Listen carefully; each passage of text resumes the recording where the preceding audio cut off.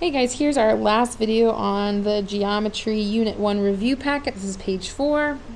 Let's get started on number 31. It says solve for the following given that the measure of angle POA is 120, the measure of angle POK is 50 degrees, and the angle KOW is congruent to angle WOA.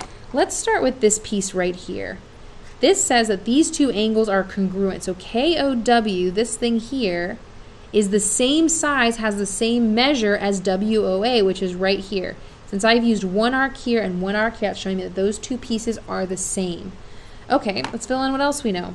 POK is 50 degrees, and the whole thing is 120.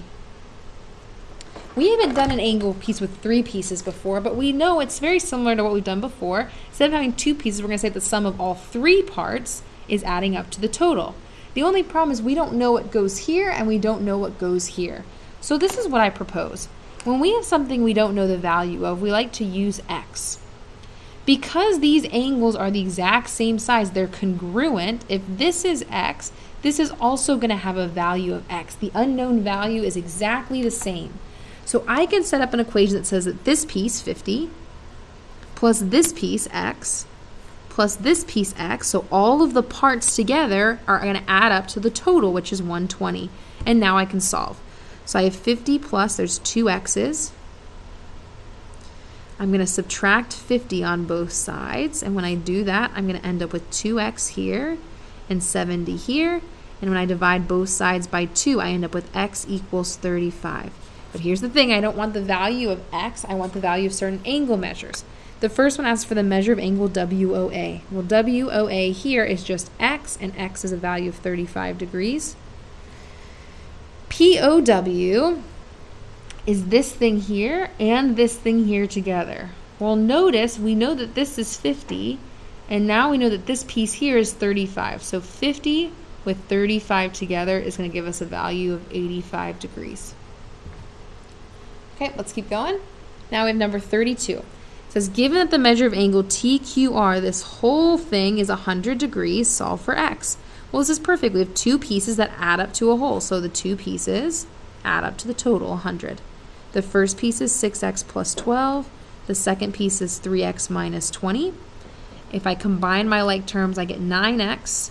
If I combine these 2 like terms, I get minus 8.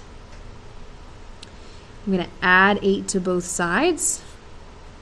And I get 9x equals 108.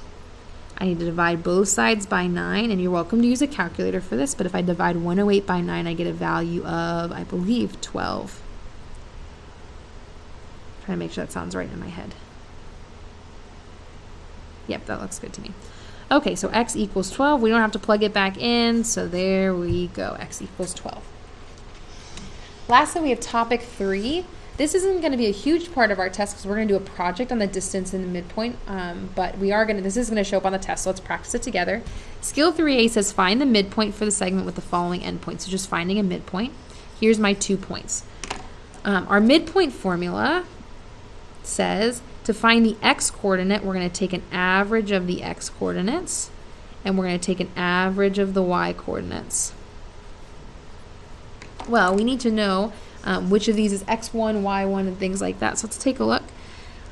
Here's my first point. So this is the x coordinate of my first point. This is the y coordinate of my first point.